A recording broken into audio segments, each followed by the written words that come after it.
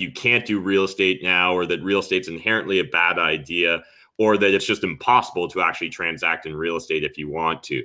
And I thought it would be really important for the audience just to show, like, we can actually do a lot of our due diligence from home. 2 weeks ago, it literally was business as usual. Properties were selling at asking or above asking consistently. And then COVID just kept getting, hitting harder and harder, and we started getting more and more news. People started freaking out. Now we're starting to see a little bit of a softening where properties are selling at asking or just a hair below.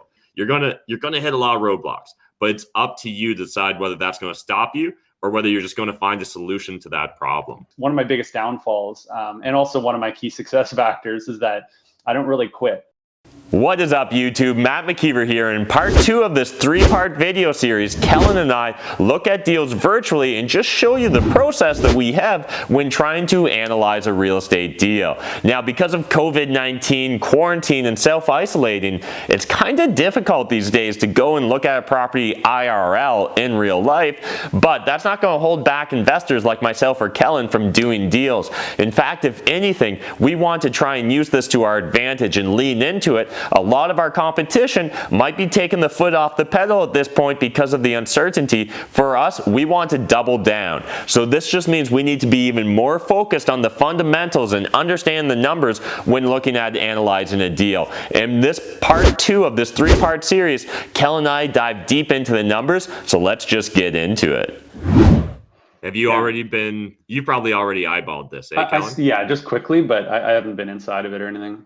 Okay, so boom, we got a video tour. That's great during COVID. We'll be able to see lots going on with the property. Let's quickly check out the photos first. So, your classic yellow brick building. And I guess actually we're exactly on Adelaide because it's important. You'd be very familiar with the location. Okay, yeah, very familiar. Interesting. Okay, actually, I really like that location. Yeah. Okay. I get you. We both own properties within a short distance of this. Interesting. I didn't even know that was for sale. I kind of want it now just because I was thinking about passing it along to you and your partner, but I wasn't sure where you guys were at on something like that. Yeah. Not super hungry to pay like 2020 retail, but yeah, I don't know. Let's check out the photos. Yeah, so it's as you're looking through, it's single family tell me what you know. Now. Okay, but it used to be a duplex. And so when you see a photo like this, Kellan, what are you looking for? Because the first thing I'm like, is that a door there? Because that could be a side entrance, right? And if we're looking at duplexing something, that side entrance can be really useful. Yeah. Yeah, I mean, we know that you could open that front door and it might just be steps to a basement or steps to the upstairs, and then turn right and go into the main floor. So we'd have to have some kind of separate entrance. It might be a shared front door and then a separate entrance from there, or maybe a separate entrance off the back. But it looks like it'd be a little bit difficult to get through a gate and a fence on the left and right hand side of the house. But yeah, there's got to be some way that it was a duplex before. So I would probably just go in assuming that has potential, but I do see, you can see that there is a door there. And so anything else that like pops out for you on this photo, or like any things that you would be paying attention to with this sort of angle? Well, I mean, the main thing is, first off, it's yellow brick. So we understand that typically brick buildings, at least in London, Ontario, tend to be selling for more than siding. So that's nice because, I mean, generally, you're not going to get as good of a cash flow from brick buildings in London. It just seems to be a rule of thumb, just because you're going to pay a little bit more. But if you can get one that cash flows well and it is brick, amazing. You can see the eavesdrops are in good shape. You can see in general the landscaping's fine. The deck looks pretty new. The windows look fine. So in general, it looks like people are taking care of it. They have a plant on the front porch. I mean, overall, it looks like someone's taking care of this part. It doesn't look like, I doubt that you'd open that door and it'd be slummed on the inside. Yeah, completely agree. 100% with everything Kellan said there. You can really tell there's attention to detail and care going into this property, it appears. And one other thing that stands out for me is, from this angle, we can clearly see kind of the style of foundation as well. We can kind of see the window in the basement. So I always like to kind of see what's going on there. So, for an older house, that looks like a decent sized window in this area, and maybe it wouldn't be that hard to turn it into a window well. So again, when we're looking at multifamily properties, we're just always viewing it with kind of a creative lens. Yeah, and I saw there were 2 meters on the side of the house as well. So that's a big one, obviously. That people got to keep an eye on. What's that on the other side? Yeah, on the right side. Okay, right here. Yeah, so you can just barely see, guys. And often, I think what someone like myself or Kellan would do, in addition, is we'd go Google Street View, right, and simply look at 454 Adelaide. Yeah. And then, oftentimes, if the realtor hasn't taken great photos, what we can do is still really fill in the blanks for ourselves in regards to that property. Yeah. So I'm just going to go kind of get a similar angle here. I'm going to I guess actually. Yeah, so that was the one angle we were kind of looking at. So again, just to kind of get perspective, and then let's zoom out and go to the other side. So if that gate was a little bit thicker or a little bit harder to see, the 2 meters, we can jump to Google Street View, go check it out, and get confirmation that boom, yep, that looks like 2 meters again. Another thing that we can do as well that I find a lot of people aren't familiar with is we can actually go back in time.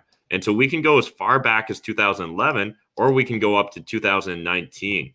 And this is really powerful just because it allows us to get perspective on, I wonder if they've ever fixed up the property. And boom, look at that right there. Looks like a different property to me.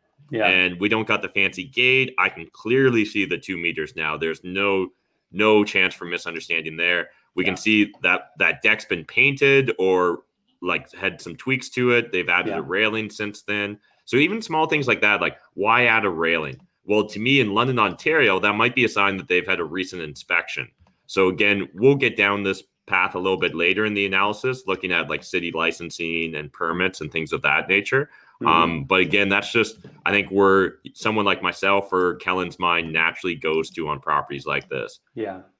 So then boom, there's that staircase upstairs. So odds are we're looking as if we just came into the entranceway, right? With this kind of style of layout of building. And again, because Kellan and I have walked through so many properties, we really do have a good understanding of just how layouts and properties often work, right? So like the downstairs staircase is probably below this, right? Because usually staircases will be like that. That side entrance door will probably be on a landing near the staircase going down fully into the basement. Yeah, so exactly. There's front door. We can see they've done a little accent wall. So definitely this has the feel of an owner occupied. Not saying it is, but it certainly feels that way. If not, it's been staged well, I would argue. Yeah. And assuming like the 2 separate meters, you'd assume that the wiring inside the walls is also separated because at some point the meters were separated. So there's a good chance. I would think that there'd be a good chance you could just flip the meter back on and like call London Hydro and get them to turn the meter back on and kind of go forward with it like that. Assuming you're okay with the fact that there might be the occasional overlapping outlet between the units. Yeah, especially with old properties, there has to be some give and take there just because like this property will be over 100 years old for audience members that maybe aren't familiar with kind of guessing a property. Man, they love their backyard. They're not gonna lie. It's a little bit too much backyard shots for an investor. Okay, let's read this description now. Getting into it, we've got a beautiful blend of original character and modern updates. Throughout this former duplex could be converted back, previously owned by a wine merchant in 1912. So I'm just going to stop this right here. So this is really cool to get all this information, but immediately it starts making Matt scared. Because this sounds like this could be a historic property. This sounds like someone that's even positioning it as a property that maybe should have a historic designation. Cashflow Tribe. Hey YouTube, have you checked out Cashflow Tribe yet? It doesn't matter whether you're an experienced, seasoned investor or brand new to the game. I can probably predict if you're currently not having the level of success you want as a real estate investor, it's due to one thing. That one thing is you're not making enough offers, plain and simple. You need to be making more offers as a real estate investor if you want to hit those big, audacious goals that you're setting for yourself. So here's the deal. Cashflow Tribe, that's the community that myself and Ben were making together. And so Ben's actually so busy trying to provide value to you guys that he had to take off there. But here's the deal. Cashflow Tribe is really a one-of-a-kind community focused on results. results. That's the difference between us and everyone else. We want to get you guys those results. I'm tired of seeing people commenting on my YouTube channel for 2-3 years now, but they're not making offers. What's holding you back? I'm going to guess that it's either a lack of confidence or a lack of competence. And we cover both of those things in Cashflow Tribe. So here's what I'm going to do. I'm going to make you guys a 14-day free trial offer. You can join Cashflow Tribe completely free, get to test it out. If you like it, great, stay and pay. If you don't, well, I hope you at least find one great idea that you can take away and use to start making more offers, gain more deals, and finally start making the money related to real estate investing that's probably why you're watching my YouTube channel. So let's do this, guys. Let's make 2020 your year. Cashflow Tribe. Previously owned by a wine merchant in 1912. So I'm just going to stop this right here. So this is really cool to get all this information, but immediately it starts making Matt scared. This sounds like this could be a historic property. This sounds like someone that's even positioning it as a property that maybe should have a historic designation. So I would definitely want to go and check up on this property and see if it's got a historical designation, because if it's under the inventory for historical properties, one thing to be aware of in London, it's going to make it much more difficult to make any alterations to this property. The city's just very precious with any of its heritage buildings. And so when someone starts off right off the bat in a historic neighborhood with this was owned by a wine merchant in 1912, I'm like, ooh, this feels like it could be historic. And everything is different. Like heritage depends property by property and neighborhood by neighborhood. So the requirements might be strictly exterior. You might be able to kind of do what you want on the inside as long as the facade maintains a similar appearance in terms of colors, and you're not getting rid of the nice, the wood and the decorations on the front of the house. And they may require that you paint it, one of a dozen different colors. I know, like in Old East Village, they have a set of paint swatches that are like Old East Village colors. They're not required on all properties, but it's just a thing. So you walk around the neighborhood and all the houses kind of fit together. Mm-hmm. So moving on, wine merchant in 1912, zoning for a dentist office, quite perfect for those looking to move to a large home in Adelaide, Queens area for an investor. So again, telling me that it's zoning for a dentist, I'm already familiar, so I'm guessing this is like under that OCR. But so like, this can be a benefit or a detriment depending upon what your strategy is with the property. So let's actually dive in, and I'm going to show you guys just how I would find out. So I'm just going to go London, Ontario, zoning map.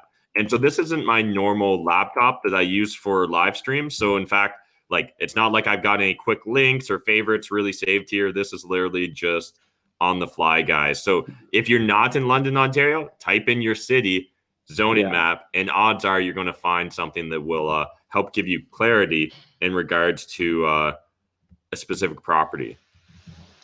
Yeah. Let's pull up 45 or 454 Adelaide Street. And I mean, it might be good to note as well, every neighborhood has its city plan, right? And like London has their big plan. So I know you're quite familiar with that specific street and kind of the intentions that the city has with it. So the fact that it's commercial, that might be a challenge. I mean, depending on if the city wants this to become a commercial corridor or if they're okay with it being residential. I know that not like very close to this property, I'm doing essentially a change of use from a triplex. So somebody had bought it as a single family home and illegally converted it into a triplex. And now I'm going through the process of trying to legalize it as a triplex. So first I have to change the zoning, then I have to change the use. I have to get a building inspection, fire inspection, all that stuff. So it depends on the committee and how nice they're feeling. It depends on the inspector and how they're feeling. And I mean, in general, the more often you can find a property that's set up to be legal based on its current use is perfect. Like, that's ideal. And as soon as you see stuff that might potentially be outside of its allowable uses, then you want to make sure that you're being cautious or ready and willing to fork out the money and time necessary to get it legal. Yeah, 100% agree with that. So here we've got the city website here, guys. We can see that it's OC5, R31, R11. So probably doesn't mean a lot to most of us on this call. So what we're going to do is simply click the property. Now we've got the roll number. We've got the legal description. And if you kind of just scroll down here, we can confirm that, yep, this is for 454 Adelaide Street North. So that's good. And then if we click over here, this will actually highlight the entire zone. So OC5, what does OC5 mean? Well, good news. You don't have to memorize the entire Planning Act here in London, Ontario. You can just click that button and it'll bring you over here. So this is where it's probably going to mention that you can have a dentist office. So we're going to go down to OC5. The following are permitted uses in the OC5 zone variation: dwelling units, medical, dental offices in existing buildings, and offices in existing buildings. So just kind of good to know that. And otherwise, if you didn't know what R3 or R11 is, again, we can just click that. So R11, I think, is a high density, right? So this zone provides for and regulates, lodging houses, including boarding houses, fraternity houses, and sorority houses. So this house would be perfect, Kellan, if you've been just dying to start your own fraternity. I mean, you already kind of are king of the neighborhood, so why not have to start your own frat now? I could be the next Farhi. There you go, yeah. Put my name on the front of the building. Mm-hmm. It does have, like, when I look it up on the property inquiry system as well, there's it says something about a minor variance, commercial, something going on there. So I'm not really sure what that means. The city can be, of London in particular, can be kind of vague on these things. You generally need to actually call the city and get somebody that's feeling good enough to help you that day or give you accurate information that day. Yeah. So what are we looking at here, Kellan? I just put up your screen share. Oh, yeah. Yeah. Honestly, I don't know what this means, but or like even the website. Just so this is the property inquiry system in London. So you can look up different properties in London based on their address, and it'll tell you if they have. Generally, what people are looking for here is a rental license, as well as to see if there are any, if the city's on top of it in some way where they're in trouble for something, right? So you'll see different wording for that. I don't remember what it is, but just like some kind of an inspection the city needs to do. This is just, anytime you're buying a property, you always want to look it up on the property inquiry system, see if anything here jumps out at you. Here, there's something about a minor variance in terms of it being commercial. It doesn't really even have a date on it, but you can open up the PDF and it has something about decision date of 2011. So maybe they changed the use from being a dental office to being a single family home. But the only way you can really know is to call the City of London, and hopefully they're able to explain to you what's happening here.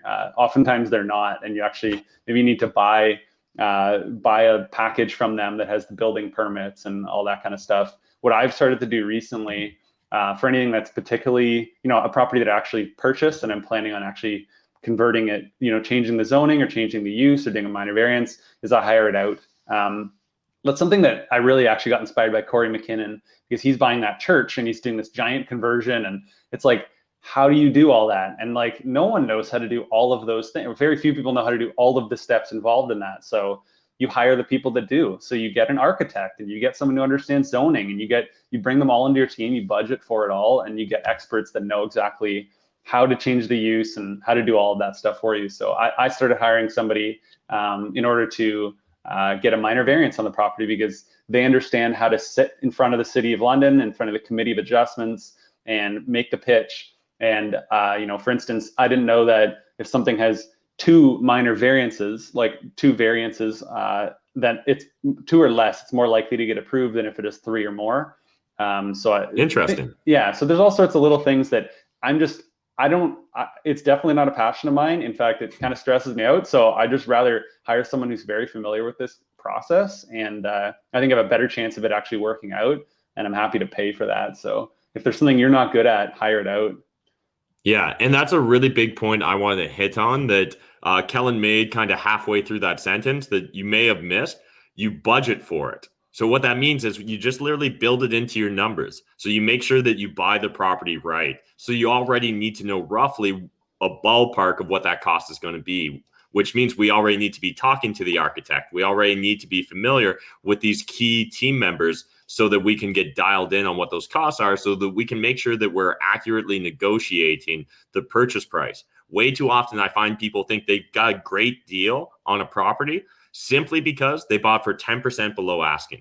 Asking price is realistically an arbitrary number. Yeah. Now, in general, there probably is some data or there's some, process behind that number they came up with.